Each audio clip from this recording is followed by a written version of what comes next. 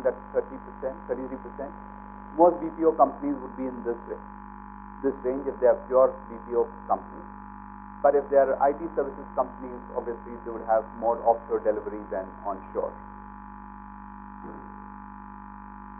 A couple of minutes on the exchange rates. On the top graph is the rate at which the rupee has moved against the dollar. So if I have a look back of 3 years, the rupee is down by about 32% compared to where we were 3 years ago. And if you look at the bottom graph, as far as the dollar versus the peso is concerned, it's interesting. On a 3-year horizon, it's been pretty much at the same level. As you can see, it's in that 43.5, 43.6 range. It's closed today at 43.84. But unlike the rupee, which has sort of had a overall trend to depreciate against the dollar, the peso has actually been appreciating for most of the period, almost touching 40 about 6-8 months back. And despite, this is interesting, they had a sovereign rating upgrade from 3 agencies through March to October, but the peso has obviously depreciated because of the worries about quantitative easing. So we have a standard policy. We take hedges on a forward cover basis. Again, plain simple forward covers, no exotic options, and we take cover for up to about 75% of our revenues on a going forward basis, whether it's the dollar or the peso. So that's a broad risk management policy as far as exchange rate variations are concerned. Our business is a little seasonal. So if I look at our revenues for the last 3 years, it's typically in the range of 53 to 54%. If I look at FY12, it's slightly higher because that's when the acquisition happened, and the Canadian acquisition which happened in August 11. But on a more normalized basis, about 53-54% of our revenues come in the second half. But our costs come up differently. The seasonality is being driven by the healthcare as well as the consumer sector, as Kathy spoke about the big spendings in US around Thanksgiving and post-Thanksgiving over Christmas season. So we typically tend to ramp up our employee headcount as we grow through Q3, and so the costs come in ahead of revenues, and as I will cover later, the margins in Q3 and Q4 come better than what you have in Q1 and Q2. I keep getting a lot of questions on the headcount and the revenue per employee. So obviously the revenue per employee is not the same across each geography. So if I look at India offshore, it would come to roughly about 65,000 rupees per employee per month. If I look at geographies like US and Canada for onshore delivery, those would go upwards of 2 lakhs per month. So that's the range, and Canada may look slightly lower. That's because, as Ross said, we are ramping up, we've been adding centers, we are on a high path of growth. So obviously we need to staff up before the revenue starts coming in. So for those of you who got a sense, the addition of revenue and how much headcount and how much it translates into employees, it would give you a flavor, but it has a wide range between geography to geography. So we have seen good growth over Q1, and there are questions: how much is due to exchange rate, how much is due to volume growth, and how much is due to any other factors. So in Q1, our revenues grew about 20%. 14% came out of the volume growth. That's coming out of Canada, volumes going into India offshore as well as Philippines offshore.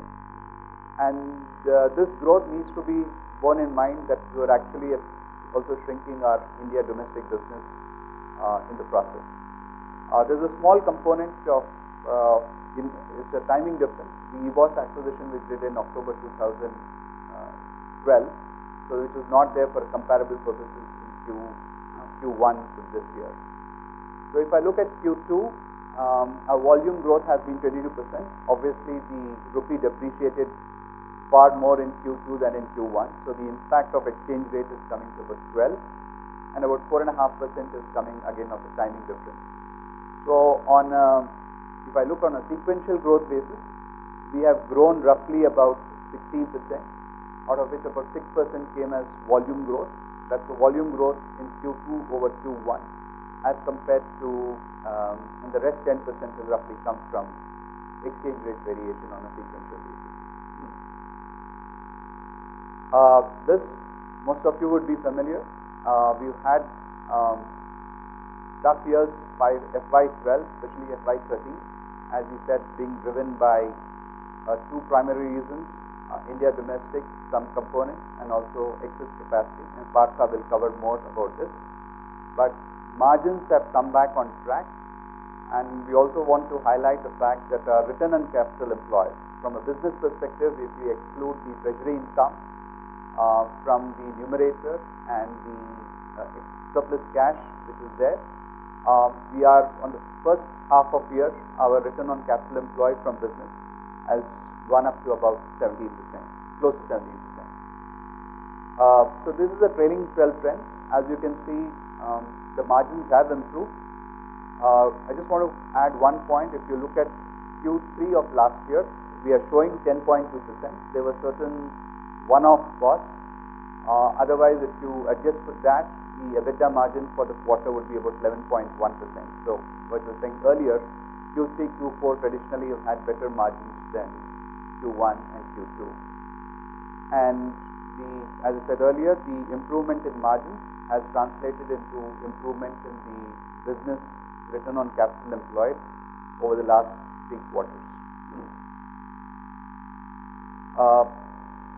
On tax rates, this is again a question. So we have a variety of geographies in which we operate and a variety of tax rates.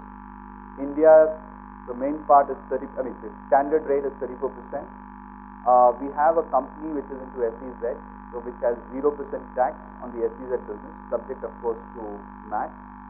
And then we have, as a part of that company, we recently merged SGS Business Services, so we have regular tax rates there.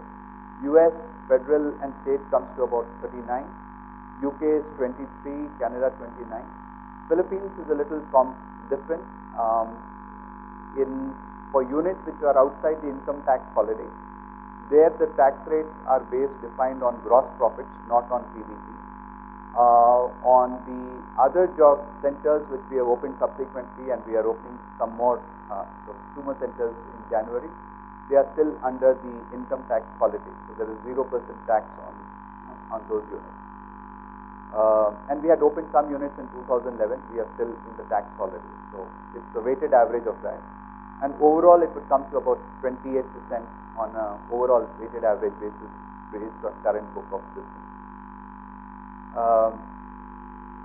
So we have, as we said in our quarterly earnings, so we had about net debt of about 41 crores. On a gross debt basis, we had about 611 crores. Of this 611 crores, 80% is long-term debt, and which will all get paid as per the agreed pattern by September 2018. And about 20% is working capital debt, which translates to about 15 days of revenue. So we have strong cash flows. Again, from a different perspective, about 70% of our debt is in dollar denominated, but in geographies which are where the revenues are also coming in the same currency. So we don't have any cross currency impact on that. So if there is an exchange rate variation between one quarterly balance sheet to the other, it's across the thing. So there's no impact directly on the P&L on account of the rupee depreciation. So the rupee exchange rate variation which affects our rupee debt, that's about only 7%. That's some short-term debt we are able to get at a much lower rate than traditional rupee financing. So rupee financing is about 23% of our debt. Just to sum up, we have a strong balance sheet. Our net worth is about 1,437 crores. Our book value is close to the 700 rupee mark. Our EPS on a trailing 12-month basis comes to about 68.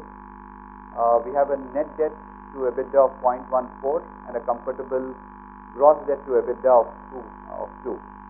And on a total debt to equity, we are at 0.43. So from a balance sheet purposes, we have a very strong balance sheet. That's all from my side. Now I'd request Partha for the concluding remarks.